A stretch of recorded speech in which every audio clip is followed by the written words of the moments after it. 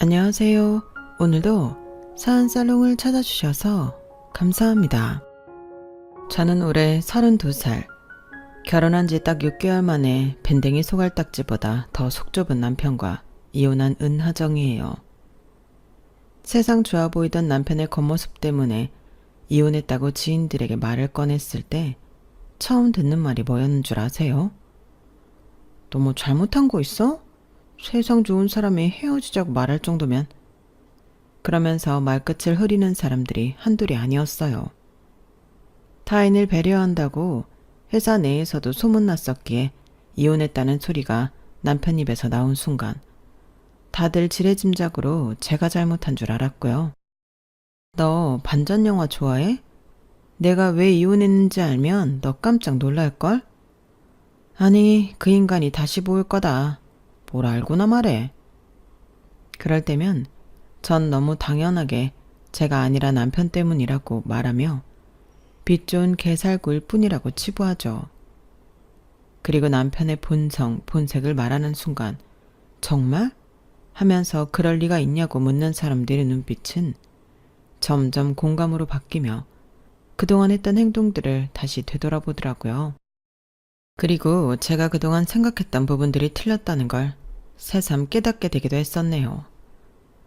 예전에 TV에서 70이 넘어서도 활발하게 방송하는 연예인이 나왔었는데요.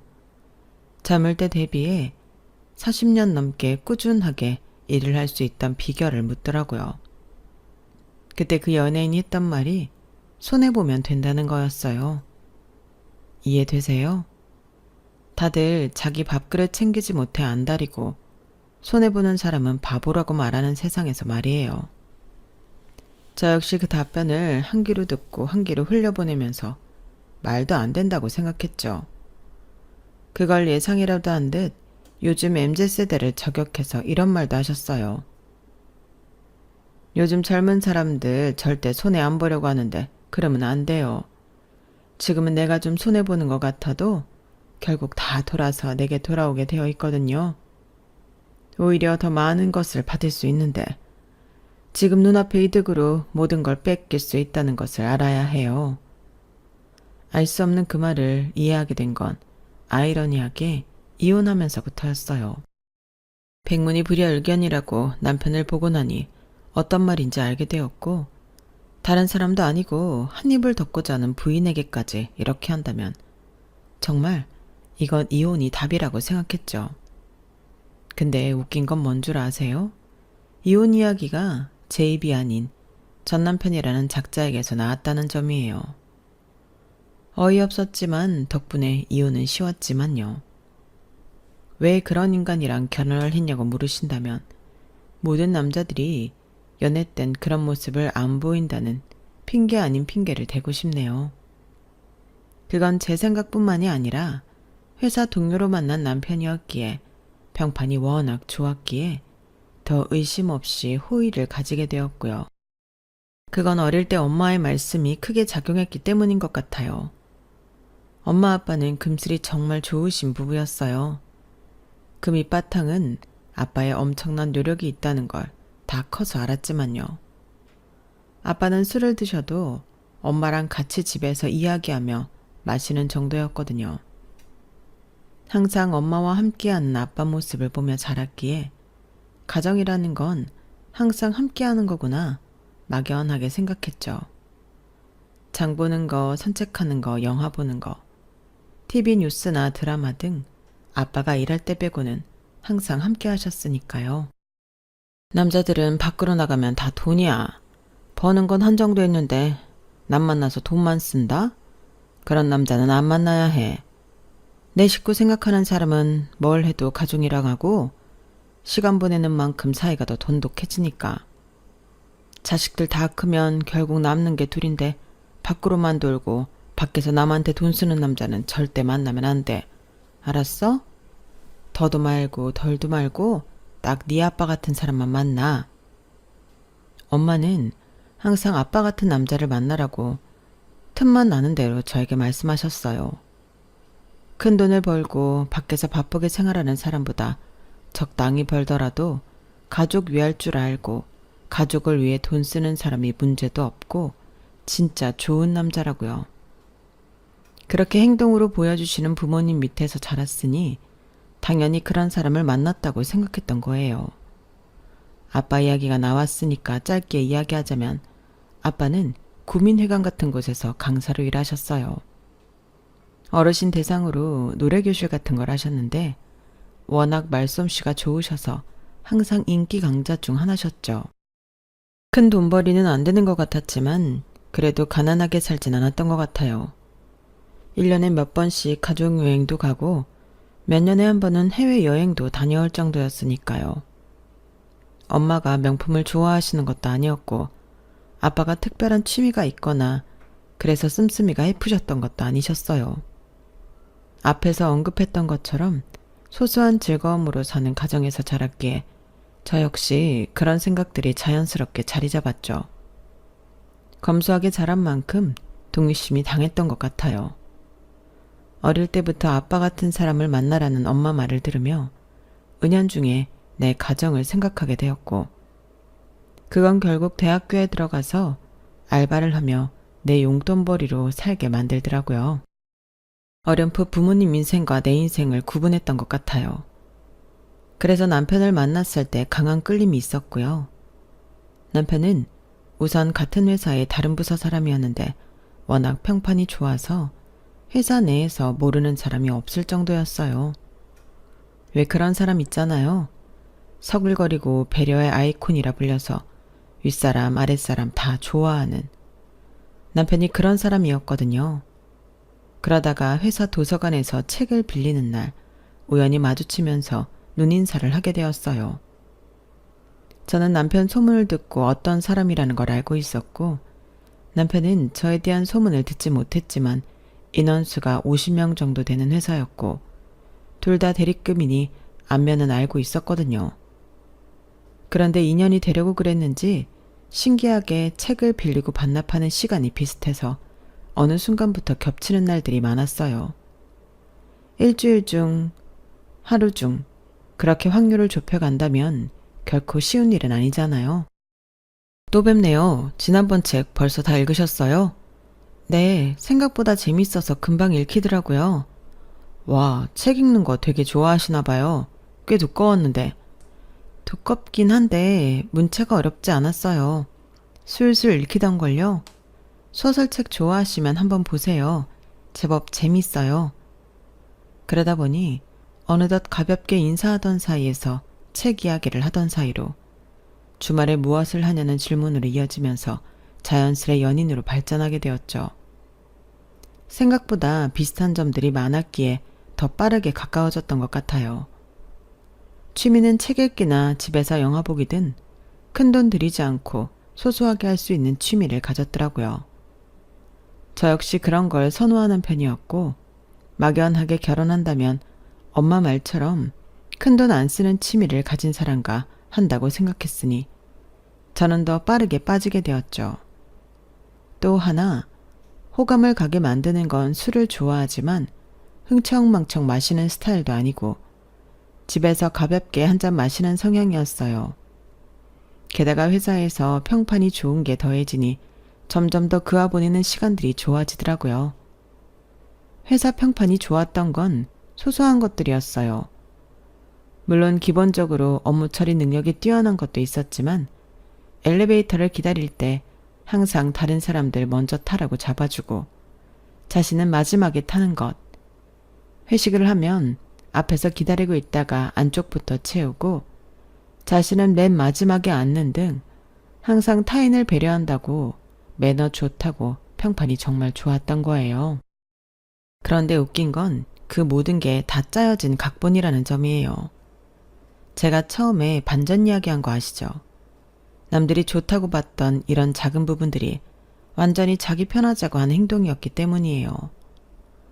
저야 이혼까지 가면서 그 속내를 속속들이 알았으니 그런 행동들이 다 자기를 위한 행동이라는 걸 알지만 아직까지도 그럴 리 없다며 남편의 행동에 의미를 두는 회사 직원들이 있더라고요. 그래서 이렇게 사연으로 그 남자의 실체를 낱낱이 파헤쳐 주려고요. 우선 앞에 두 가지 일에 대한 반전을 알려드리면 엘리베이터를 잡아주는 건 맨 마지막에 타면서 자신이 문 앞 편한 자리를 차지하려는 속셈이었어요. 어떻게 아냐고요? 결혼 후엔 한 번도 저와 있을 때 그런 적 없거든요. 실제로 남편이 회사에서 문을 잡아주면 사람들이 남편 탈 때 오히려 더 안쪽으로 들어가면서 고마우니 자리를 더 만들어주려고 했고요. 회식 때 안쪽부터 자리를 채운 건 주방과 가까운 곳이 음식 리필도 쉽고 화장실 가기도 쉬우며 조용히 일어나 먼저 집으로 가기도 수월했다는 점이죠. 이런 실체를 제가 다 알아버렸는데 제가 아닌 남편 입에서 이혼하자는 소리가 먼저 나왔으니 얼마나 황당했겠어요. 하지만 저 역시 반전의 여왕이라고 한방 시원하게 먹여서 아쉬운 점은 없지만요. 여하튼 그렇게 만나 결혼까지 무난하게 이루어졌어요. 남편은 저보다 3살 많았는데 나이가 둘 다 어리지 않으니 결혼까지 생각하게 되었고 회사 사람으로 주변 평판이 둘 다 좋았으니 결혼을 생각하는 건 어렵지 않았던 거예요. 부모님이 강사일 하시면 그래도 수입이 있으신 거네? 오빠네 부모님은 뭐 하시는데? 엄마는 집에서 살림하시고 아빠는 경비원 하셔. 다행이다. 우리 아빠만 일하는 게 아니라 장인어른들 분도 일하셔서. 요즘 아이 하나만 낳아도 뒷바라지 하는데 돈 많이 든다는데 적어도 부모님 부양하는 부담감은 없겠어. 결혼 전 이런 말이 오갔을 때도 이상하다고 생각하지 못했던 건 현실적인 부분이었기 때문이에요. 하지만 결혼식을 올리고 신혼집에 둘이 함께 사는 순간부터 서서히 이 남자 뭐지? 싶은 포인트들이 하나둘 생기기 시작했죠. 신혼집은 엘리베이터 없는 4층 빌라에서 시작했어요. 둘 다 대리급으로 돈을 빌리면 빌릴 수 있지만 무리해서 좋은 집을 빌리고 이자를 갚아나가는 게 의미 있나 싶었거든요. 그래서 대출하지 않는 선에서 구하다 보니 상대적으로 엘리베이터가 없는 빌라가 저렴했죠. 둘 다 합리적인 걸 추구하는 성격이었기에 초기에 집을 구하고 생활하는 것조차 신혼의 로망이라고 생각하고 지냈어요. 하지만 오래가지 못했던 건 첫 배달 음식을 주문하고 나서였죠. 그동안 집 정리하고 밖에서 사 먹고 들어오고 야근하느라 같이 여유를 부리는 날이 없었거든요. 그래서 그날 처음 치맥 한잔하며 축구 경기를 보자고 했던 날이었어요. 나 1층 내려갔다 올게. 왜 편의점 가게? 아니 4층인데 엘리베이터도 없으면 배달기사한테 미안하잖아. 바람도 쐴 겸 나가 있다가 음식 받아 올라올게. 이런 말을 처음 들었을 땐 정말 손해보기 싫어하는 나와 다르게 이타적인 사람으로 배울 게 많다고 생각했어요. 4층이던 5층이던 음식을 시키면 배달료 속에 그 비용까지 포함되어 있으니 굳이 1층으로 내려간다는 생각을 못했고 할 필요도 없다고 생각했으니까요. 하지만 남편은 워낙 회사에서도 다른 사람을 배려한다고 소문이 자자했으니 그럴 수 있다고 생각했죠. 그래서 알았다고 말하고 TV를 보는데 얼마 지나지 않아 치킨을 들고 왔어요. 치킨 봉지를 전달받았는데 배달기사가 손을 댄 듯 봉지가 뜯어져 있었죠. 와, 요즘도 이래? 배달기사가 뭐 빼먹는다는 소리를 듣긴 했어도 내가 주문한 걸 먹는 건 또 처음이네. 어디다 전화해야지? 가게? 배달업체? 황당해서 해결 방안을 물어보는 저에게 평온하게 웃으며 쳐다보는 남편을 보니 이해가 안 되더라고요. 설마 이런 것까지 배려해서 이해하자고 넘어가는 건가 싶었으니까요. 그런데 저희 예상을 보기 좋게 깨부수며 등 뒤에서 슬그머니 먹다 남은 뒷다리를 꺼냈어요. 전화하지 마. 내가 먼저 하나 먹었어.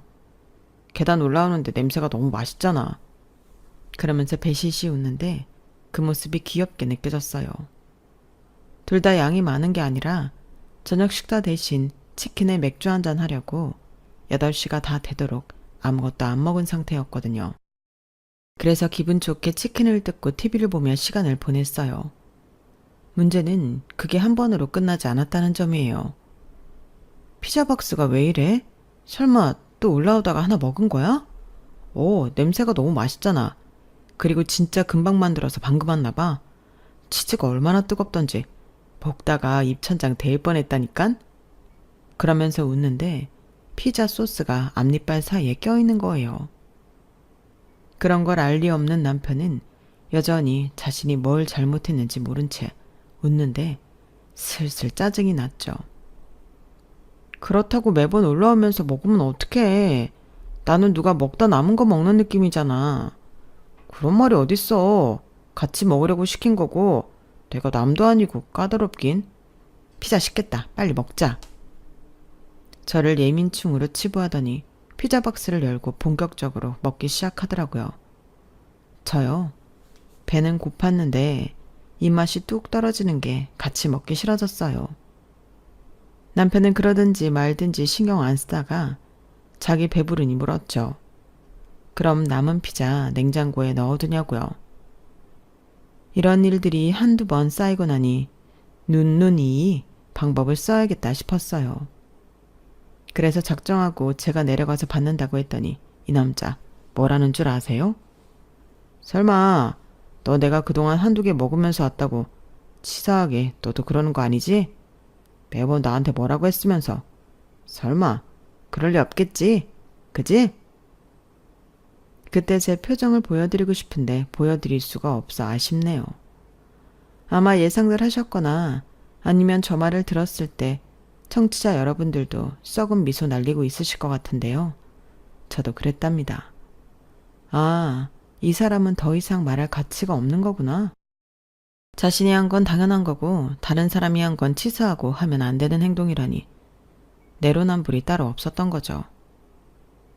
내가 하면 로맨스, 남이 하면 불륜 말이에요. 그래서 어떻게 했냐고요? 그날 이후 저희 집에선 배달 음식을 시켜 먹지 않았답니다. 정확히 말하면 같이 시켜 먹지 않았어요.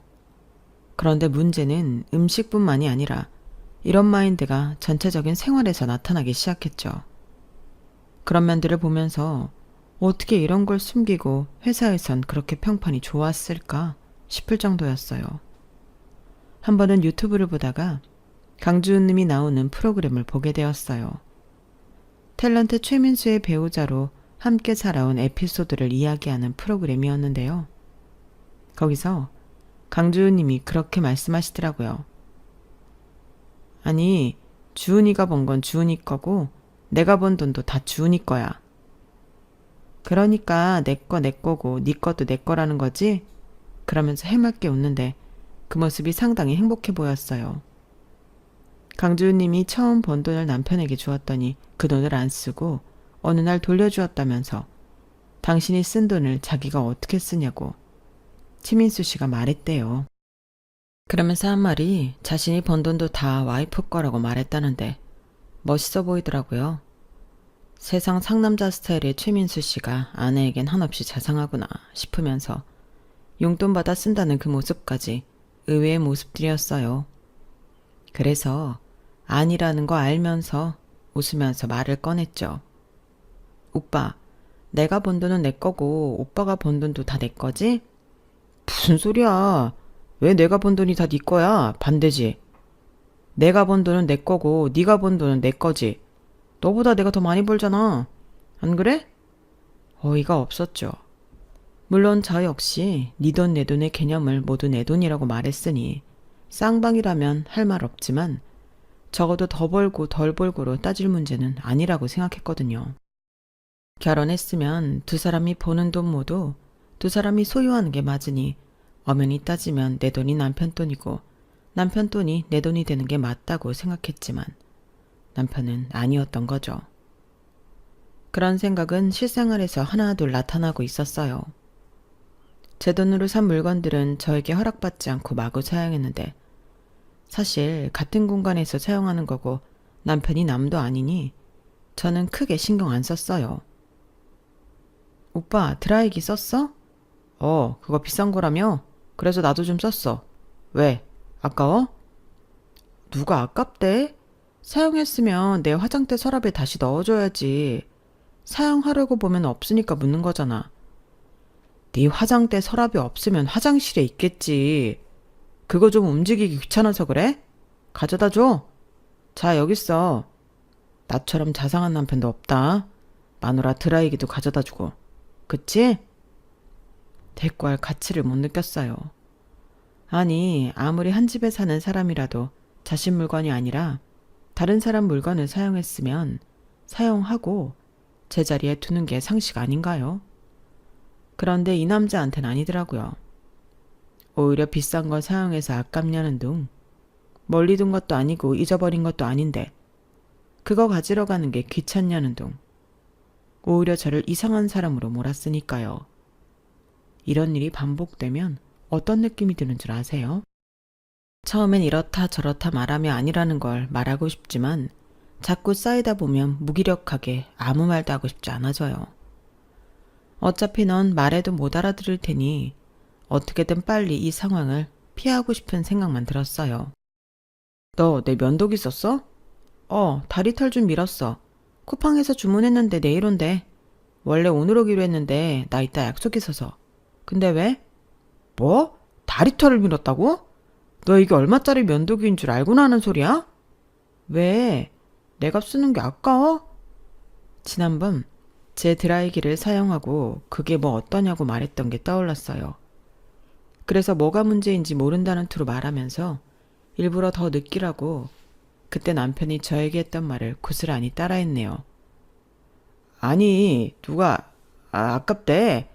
고장나면 어떻게 하려고 다리털을 위냐는 거지. AS도 유료로 해야 하는데 고장나면 어쩌려고. 내 다리털이 오빠 턱수염보다 더 적고 털도 약한데 별걸 다 걱정해. 사용 설명서에도 문제 없다고 써있어. 그리고 사용하고 제자리에 뒀고. 그럼 된 거잖아. 왜 그래? 항상 이런 식이었어요. 내 물건은 고장나도 어차피 쓰다 보면 고장나는 거.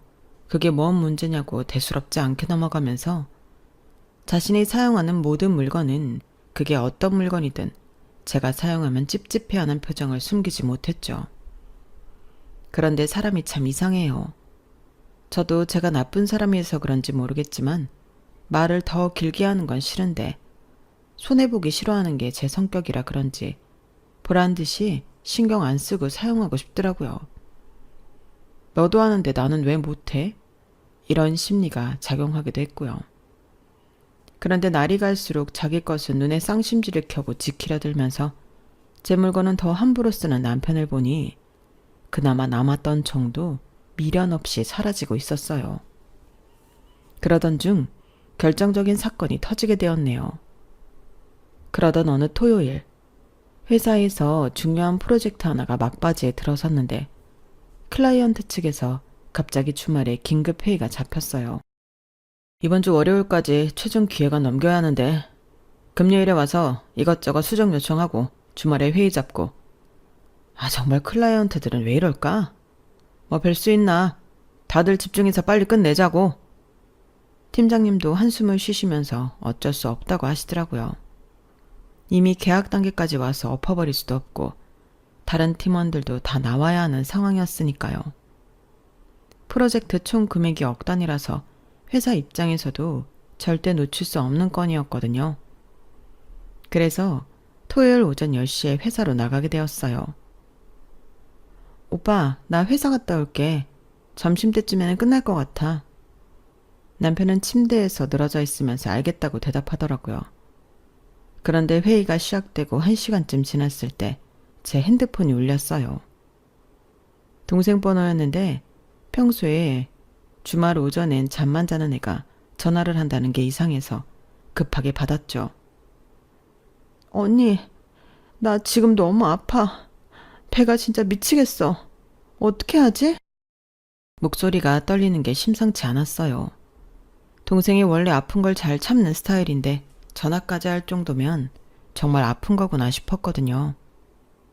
제 동생은 어릴 때 골절상을 입고도 괜찮다고 우기다가 병원에서 깁스를 한 적이 있을 정도로 웬만해서는 아프다는 소리를 안 하는 애거든요. 어디가 어떻게 아픈데? 언제부터? 새벽부터 배 오른쪽이 아프기 시작하더니 지금은 진짜 죽을 것 같아. 걷지도 못하겠어. 언니, 나 응급실 가야 할 것 같아. 엄마 아빠는 여행 중이니까 말하지 말고. 동생 목소리가 울먹울먹 하는데 저는 회의실에 있으니 큰 소리로 말할 수도 없고 정말 난감했어요. 회의실 밖으로 나가자니 지금 제 담당하는 파트를 논의하고 있는 중이었고 그렇다고 동생을 그냥 둘 수도 없는 상황이었죠. 팀장님께 상황을 설명드리고 나가려고 했는데 지금 가장 중요한 파트를 논의하는 중이라 1시간만 더 있어달라고 하시는 거예요. 그래서 급하게 남편한테 전화를 걸었죠. 사실 마음 한편으로는 미안한 기분이 들었어요. 요즘 집에서 자꾸 언성이 높아지는 일들이 있었는데 이런 부탁까지 해야 하나 싶었거든요. 하지만 동생이 정말 위험할 수도 있는 상황이라 어쩔 수 없었어요. 오빠 미안해. 은영이가 갑자기 배가 너무 아프다고 응급실 가야 할 것 같다는데 나는 지금 회의 중이라 못 빠져나가겠어. 미안하지만 먼저 병원 가서 동생 좀 봐줄 수 있어? 뭐? 처제가? 얼마나 아픈데? 전화 너머로 남편이 마지못해 침대에서 일어나는 모습이 머릿속에 그려졌어요. 다행히 거절하지 않고 바로 심각성을 인지하는 것 같았죠. 걷지 못할 정도래. 새벽부터 배 오른쪽이 아프다고 하니까 맹장일 수도 있어. 빨리 가줘. 내가 1시간 안에 회의 끝내고 바로 갈게. 그래 알았어. 처제한테 말해. 내가 지금 바로 간다고. 남편이 잠깐 뜸을 들이더니 의외로 흔쾌히 승낙해 주더라고요. 그 순간 정말 고마웠어요. 역시 급한 상황에는 남편이 있어서 든든하다는 생각이 들었거든요. 동생한테는 다시 전화해서 형부가 먼저 간다고 하고 저는 정신없이 회의에 집중하려고 노력했는데 계속 신경이 쓰이더라고요. 혹시 맹장이 터지면 어떻게 하나? 수술을 해야 하는 건 아닌가? 이런 생각들이 머릿속을 맴돌았어요. 회의 중에도 계속 핸드폰을 확인했는데 남편한테 연락이 없어서 더 불안했죠. 좋은 소식이면 바로 전화가 왔을 텐데 연락이 없다는 건 뭔가 심각한 상황인 건 아닌가 싶었거든요. 회의가 끝나자마자 급하게 병원으로 향했어요. 평소보다 운전도 빨리 했는데 신호등에서 멈출 때마다 시간이 너무 천천히 흘러가는 것 같았어요. 그런데 응급실에 도착해보니 남편이 수납창고에서 뭔가 절차를 밟고 있더라고요. 급하게 달려가서 동생 어디 있냐고 물어봤죠. 아, 왔어? 처제 지금 진료 끝나고 입원 수속하고 있어. 맹장염 초기래. 다행히 심하지 않아서 수술은 안 해도 되고 며칠 입원해서 약물 치료 받으면 된대. 그 말을 듣자마자 정말 안도감이 밀려왔어요. 수술까지 해야 하는 건 아니구나. 생각보다 심각하지 않구나 싶어서 다리에 힘이 빠지는 것 같았어요. 아, 다행이다. 정말 다행이야. 그런데 여기서 뭐해? 응급진료비 결제하고 있어. 입원비는 내일 입원실에서 따로 하면 되는데 응급실 진료비랑 각종 검사비가 20만 원 정도 나왔거든. 처제가 카드가 없다고 해서 내가 결제했어. 그제서야 생각해보니 저 역시 주차하고 급하게 나오느라 지갑을 안 가져온 거예요.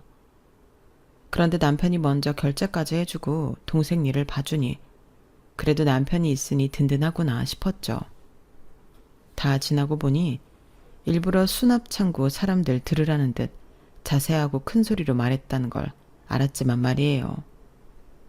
그런 이야기를 주고받는데 동생이 휠체어에 앉아서 나오더라고요. 얼굴이 창백하긴 했지만 아까보다는 훨씬 나아 보였어요. 언니 왔어? 나 형부 덕분에 살았어. 형부 아니었으면 진료비도 못 내고 진짜 큰일 날 뻔했어. 형부 진짜 고마워요. 동생이 남편 손을 꼭 잡으면서 진심으로 고마워하는 모습을 보니 저도 뭉클했어요. 평소에 무뚝뚝한 동생이 저렇게 감정 표현을 하는 걸 본 적이 거의 없거든요. 제 동생이 고맙다거나 미안하다는 말을 잘 안 하는 성격인데 정말 많이 무서웠나 보다 생각했네요. 형부, 돈은 제가 꼭 갚을게요. 정말 죄송해요. 구급차를 타고 오느라 지갑 챙길 겨를도 없이. 동생이 진짜 미안한지 눈물까지 글썽이는 걸 보니까 저도 코끝이 시큰해졌죠. 갚을 거 없다고 제가 말하려는데 남편이 먼저 말해버렸어요. 처제, 그런 걱정 말고 아픈 거 나 신경 써. 고작 20만 원 가지고 뭔 소리야. 형부가 그만한 능력도 없어 보여? 아프지나 마. 알았지? 남편이 동생 머리를 쓰다듬으면서 정말 다정하게 말하더라고요. 그 모습을 보면서 조금 쪼잔한 면이 있긴 해도 정말 가족에겐 한없이 따뜻한 사람이구나 싶었어요. 그동안 쌓였던 감정이 신기하게 가족한테 잘하는 모습을 보니 흐려지는 듯 했죠. 동생을 병실까지 데려다주고 간호사님께 주의사항을 들은 다음에 저희는 집으로 향했죠. 병실에서 나올 때까지도 남편은 정말 세심하게 동생을 챙기더라고요. 물 떨어지면 바로 채워주고 베개 높이도 조절해주고 말이에요. 그렇게 기분 좋게 차에 탔는데 남편이 갑자기 작게 중얼거리기 시작했어요. 무슨 말인지 알아들을 수 없이 작게 했는데 저를 의식했는지 아니면 일부러 들으라고 말하는지 모르겠지만 점차 커지더니 선명하게 들렸어요. 아이씨 진짜. 뭐라고 했어? 아니야, 아무것도 아니야. 처음엔 진짜 무슨 이유인지 몰랐고 아니라고 하니까 제 귀를 의심했는데 남편 표정이 뭔가 이상했어요. 좀 전에 병원에서 보던 따뜻한 표정과 전혀 달랐거든요. 눈썹이 찌푸려져 있고 입꼬리도 내려가 있고 마치 뭔가 불쾌한 일이 있었던 것처럼요. 말은 아니라는데 계속 뭔가 기분 나쁜 표정을 짓고 있는 거예요. 혹시 회사 일로 스트레스를 받고 있는 건가? 아니면 갑자기 병원에 가느라 피곤한 건가 싶어서 무슨 일 있냐고 물어봤더니 갑자기 돌변하더라고요. 은하야, 솔직히 말해봐. 너 일부러 그랬지? 뭘 내가 일부러 했다는 거야? 처제 말이야.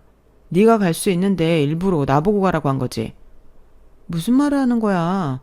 나 회의 간 거 회사 사람들한테 물어보면 알 거 아니야. 어제 저녁에 팀장님 전화 받을 때 오빠도 있었으면서 그래. 내가 어떻게 은영이가 아픈 걸 미리 알고 회의도 알았다는 거야. 아니야, 분명히 계산하고 한 거야. 어차피 내가 결제할 거 알고 그런 거지.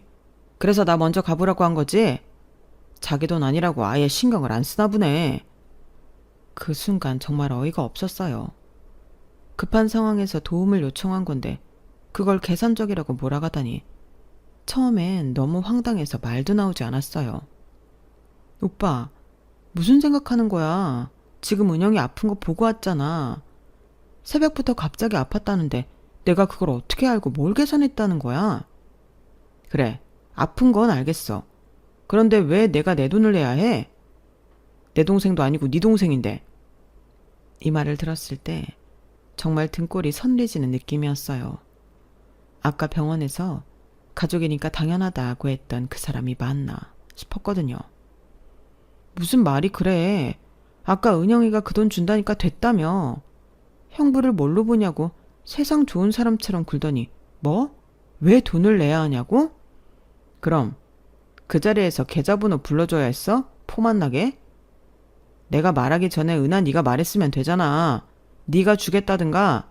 솔직히 내가 네 동생 용돈 주려고 뻣빠지게 일한 줄 알아? 그 순간 정말 할 말을 잃었어요. 아파서 병원비 내준 걸 용돈이라고 치부하고 20만 원에 없는 폰까지 잡아놓고 남 탓하는 게 정상은 아니잖아요. 그리고 고작 20만 원에 뼈 빠지게 일한다는 표현도 훅 혔어요.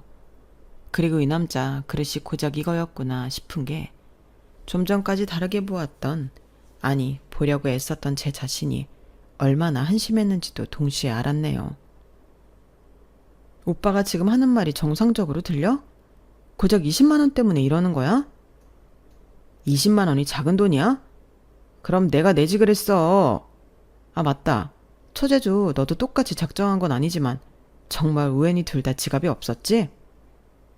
남편이 점점 목소리를 높이면서 마치 제가 사기를 친 것처럼 몰아가더라고요. 차 안의 분위기가 순식간에 얼어붙었어요. 야 진짜 미쳤나? 내가 언제 계산하고 그랬다고? 미쳤다고? 네가 미친 거 아니야?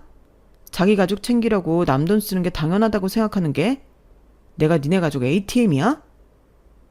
ATM이라는 표현을 들었을 때 정말 기가 막혔어요. 결혼해서 가족이 된 사이인데 급한 상황에서도 20만 원 때문에 이런 말을 하다니. 그것도 아까까지 동생 앞에서는 그렇게 자상한 형부 행세를 하더니요. 20만 원 계좌이체로 바로 보내줄게. 저는 더 이상 거론할 가치도 없다고 생각해 차가운 말투로 핸드폰을 켜고 은행 어플에 들어갔어요. 그런 게 문제가 아니라 마인드가 문제라고. 너 같은 사람이랑은 정말 못 살겠어. 그런데 그런 제 모습을 보는 남편이 선 넘는 말을 먼저 꺼냈죠. 그래? 그래서 어쩌자고. 이혼해. 정말 단칼에 말하더라고요. 조금도 망설임 없이 말이에요. 좋아. 저도 바로 대답했어요. 더 이상 이런 사람과 함께 있고 싶지 않았거든요. 네가 결혼하면서 문제를 일으킨 거니까 위자료 같은 건 당연히 없는 거 알지? 깔끔하게 갈라서자. 알겠어. 그렇게 하자. 그렇게 빠르게 협의 이혼이 진행되었네요. 자녀가 없으니까 1개월 숙려 기간을 거쳐야 한다고 하더라고요. 그동안 재산 분할이 이루어졌는데 생각보다 간단했죠. 전세 보증금이 1억 4천만 원, 그리고 결혼하면서 산 TV나 냉장고 같은 기본 가전제품들이 1,000만 원 정도였는데 이걸 반반 나누기로 했어요. 각자 월급은 각자 통장에서 관리하고 생활비도 거의 반반씩 냈으니까 따로 나눌 것도 없었고요. 1개월 숙려 기간이 끝나고 최종 이혼 확정이 났을 때 정말 후련했어요. 어디 가서 이런 이유로 이혼했다는 걸 밝히기 창피할 정도로 2번 다시 이 인간과 상종하기 싫었네요. 이혼이 모두 정리되고 나서 저는 회사 근처로 이사를 했어요. 그동안 남편과 함께 살던 빌라에서 나와서 새로운 시작을 하고 싶었거든요. 마침 회사에서 도보로 10분 거리에 괜찮은 곳이 나와서 바로 계약했죠. 새 집은 주상복 앞 아파트 30평대였는데 이전 빌라와는 비교할 수 없을 정도로 쾌적하고 좋았어요. 엘리베이터도 있고 보안도 좋고 무엇보다 출퇴근이 너무 편해졌죠. 이혼 후 새 출발이라는 상징적인 의미도 있었고요. 그런데 이사한 지 한 달쯤 되었을 때 회사에서 큰 프로젝트가 막바지 단계에 접어들면서 연일 야근이 계속되었어요. 밤 11시, 12시는 기본이고 새벽 2시까지 일하는 날도 있었거든요. 아, 진짜 집에 가서 씻고 자고 싶은데 내일 또 9시 출근이야. 이러다 죽겠네. 나도 집이 멀어서 지하철 망차도 끊어졌어. 택시 타고 가면 3만 원인데 차라리 찜질방에서 자고 올까? 여직원들끼리 이런 이야기를 하고 있는데 갑자기 이사한 집이 회사와 정말 가깝다는 게 생각이 났어요. 아, 맞다. 우리 집에서 씻고 좀 쉬다 갈래? 나 이제 회사 앞에 살거든. 걸어서 10분이야. 정말? 신혼 지 뭐든지 1년도 안 된 거 아니야? 가도 돼? 김대리님 집에 계신 거 아니야? 없어. 자세한 건 가서 얘기해 줄게. 가자. 그래서 여직원 4명이 함께 제 집으로 향했어요. 다들 야근에 지쳐서 정말 고단해 보였거든요. 그런데 제 집 앞에 도착하자마자 동료들이 깜짝 놀라더라고요. 어? 대리님 여기 살아요? 여기 되게 좋은 곳 아니에요? 와, 주상복합이네. 여기 집값 비싸지 않아? 진짜 좋다. 회사도 가깝고 시설도 부럽다. 저는 그냥 웃으면서 그냥 운 좋게 구했어 라고 대답했는데 집 안에 들어가자 또 한 번 놀라더라고요. 대리님, 인테리어 진짜 예뻐요. 이거 다 새로 했어요? 아니, 전 주인이 하던 대로 그냥 살아. 급하게 이사 오느라 인테리어하고 뭐 그런 시간이 없었거든. 급하게요? 왜요? 무슨 일 있었어요? 그러고 보니 김대리님 집은 하나도 없는 것 같은데.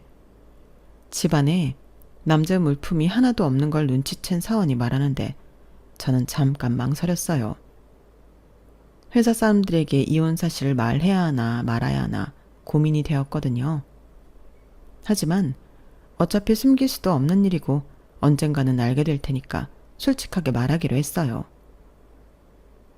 사실 나 이혼했어. 그래서 새로 이사 온 거야. 뭐? 이혼했다고? 정말요? 언제요? 왜요? 동료들이 일제히 놀라면서 질문을 쏟아내더라고요. 저는 간단하게만 설명했어요. 얼마 전에 협의 이혼했어. 성격 차이랄까. 뭐 그런 거야. 자세한 건 말하기 좀 그래. 아, 그랬구나. 힘들었겠다. 그래도 새집도 되게 좋아 보여요. 다들 자세히 묻지 않고 이해해주는 분위기였어요. 그렇게 샤워도 하고 잠깐 쉬다가 다음날 출근했죠. 그런데 며칠 후 정말 예상치 못한 일이 벌어졌어요. 제가 사무실에서 업무를 보고 있는데 갑자기 전 남편이 회사로 찾아온 거예요. 은하야, 나 좀 보자. 사무실 입구에서 큰 소리로 제 이름을 부르는 바람에 사무실 전체가 다 조용해졌어요. 다들 무슨 일인가 싶어서 쳐다보고 있었죠. 뭐 하는 거야? 여기 회사인데.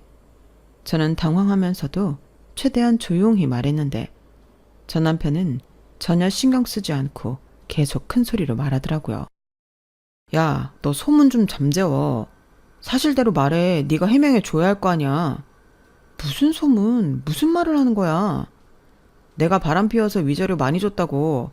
그래서 네가 좋은 집 샀다고. 이게 다 무슨 소리야? 그 순간 정말 어이가 없었어요. 무슨 말인지도 모르겠고 왜 갑자기 이런 소리를 하는지도 이해가 안 갔거든요. 나 그런 소리 한 적 없는데? 누가 그런 말을 했는데? 회사 사람들이 다 그렇게 말하고 다녀.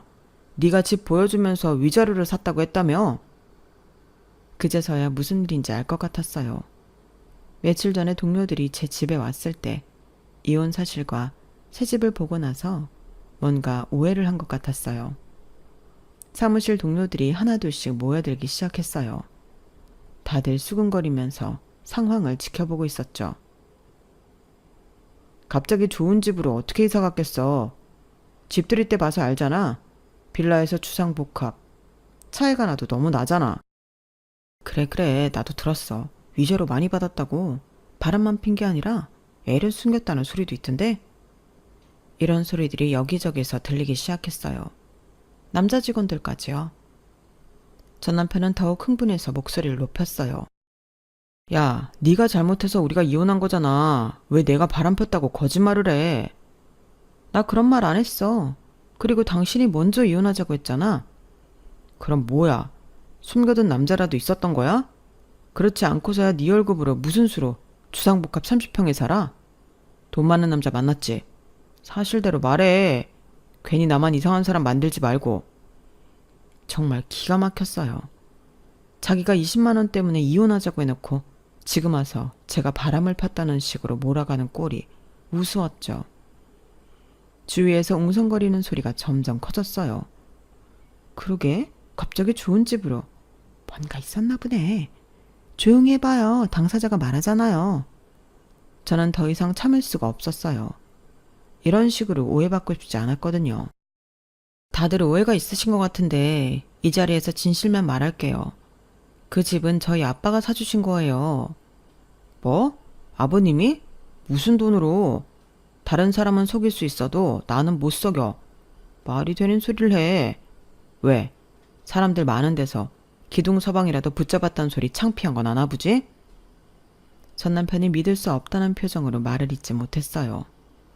저는 단호하게 말을 이어갔어요. 사실 아빠가 작곡가세요. 사무실이 순간 조용해졌어요. 다들 깜짝 놀란 표정으로 저를 쳐다봤죠. 작곡가? 네, 90년대부터 활동하신 작곡가세요. 히트곡이 한두 개 있긴 하지만 준히트를 친 곡들이 꽤 많아요. 특히 노래방에서 계속 불리는 곡들이 있어서 꾸준한 저작권료 수입이 있거든요. 전 남편의 얼굴이 점점 창백해지기 시작했어요. 그리고 CF 음악이나 드라마 OST도 많이 작업하셔서 다양한 루트로 수입이 발생해요. 저작권료라는 게 한번 만들어 놓으면 계속 들어오는 거잖아요. 오해하실까봐 오해 없으라고 자세하게 말하는 거니까 그냥 한 귀로 듣고 한 귀로 흘려주세요. 말도 안 돼. 그런데 왜 우리 결혼할 땐 아무것도 안 도와주시고 그 말을 지금 믿으라고? 남편의 말을 무시한 채 전 회사 사람들을 보며 계속 말을 이어갔죠. 제가 이혼한다고 하니까 아버지가 큰맘 먹고 사주신 거예요. 제가 잘 되길 누구보다 바라셨던 분인데 쪼잔한 남편 만나 동생 병원비 20만 원 낸 걸로 생색냈다는 이야기 들으시곤 어디 가서 기죽지 말고 살라고요. 주위에서 동료들이 웅성거리기 시작하더라고요. 작곡가라니 부럽다. 저작권료는 사후 70년까지 보호라는데 은들이 이제 돈 걱정 없겠네 등등. 좀 전까지 저의 결혼이, 이혼이 이슈였다면 이제 저희 아빠 직업이 이슈로 떠오른 거죠. 전 남편은 그 소리를 들으면서 점점 얼굴이 하얗게 변해갔어요. 그러더니 갑자기 다리에 힘이 풀렸는지 털썩 주저앉아 버렸죠. 그러더니 또 알 수 없는 말을 중얼거리고 있더군요. 말도 안 돼. 고작 20만 원 때문에 내가 내복을 쳤다니. 희미하게 들리는 전 남편의 말은 끝까지 이기적이고 치사한 전 남편다웠네요. 남편은 결국 회사를 그만두게 되었어요. 초반에 이야기했던 배려 있는 모습들이 사실은 이기적인 행동이었다는 게 밝혀지고, 제가 이혼한 진짜 이유도 회사 사람들이 알게 되면서 더 이상 설 자리가 없어진 거죠. 엘리베이터를 잡아줬던 것부터 회식 자리 등 사람들이 그동안의 남편 행동들을 다시 되짚어보기 시작했거든요. 한번 의심이 생기니까 모든 게 다르게 보이는 거예요. 그렇게 쌓아올린 이미지가 하루아침에 무너져 버린 거죠. 그 후 남편은 다른 회사에 이력서를 냈지만 남편이 하는 일이 좁은 바닥이라 한 달이 건너면 다 아는 사람들이에요. 소문이 이미 퍼져서 서류 전형에서부터 계속 탈락하고 있다고 하더라고요. 뼈 빠지게 번다던 그 20만 원도 이제 못 벌게 생겼어요. 인생 정말 아이러니하죠. 이런 이야기를 친구들에게 하면 아직도 못 믿어해요. 어찌나 포장을 잘했든지 제가 다 지어낸 이야기로 믿는 친구도 있더라고요. 여러분들 생각은 어떠세요? 주위에 정말 이런 남자 보신 적 없으신가요? 겉으로는 배려하는 척하면서 사실은 자기 이익만 계산하는 사람 말이에요. 지금 돌이켜보니 예전에 TV에서 본 그 연예의 말씀이 정말 맞았어요. 손해보면 된다고 하셨던 그 말이요. 조금 손해보더라도 치사하게 따지지 않고 크게 사는 게 결국은 더 큰 복을 가져다 준다는 걸 이번 일로 확실히 깨달았거든요. 여러분도 혹시 주변에 전 남편 같은 사람 있으시면 조심하세요. 그리고 가끔은 손해보는 것 같아도 마음 편하게 살자고요. 분명 더 좋은 일들이 돌아올 거예요. 제 사연은 여기까지입니다. 매일매일 행복하세요. 여러분, 사연 댓글에 응원과 현명한 조언 부탁드려요. 좋아요와 구독은 저에게 큰 힘이 됩니다. 오늘도 좋은 일 가득하세요.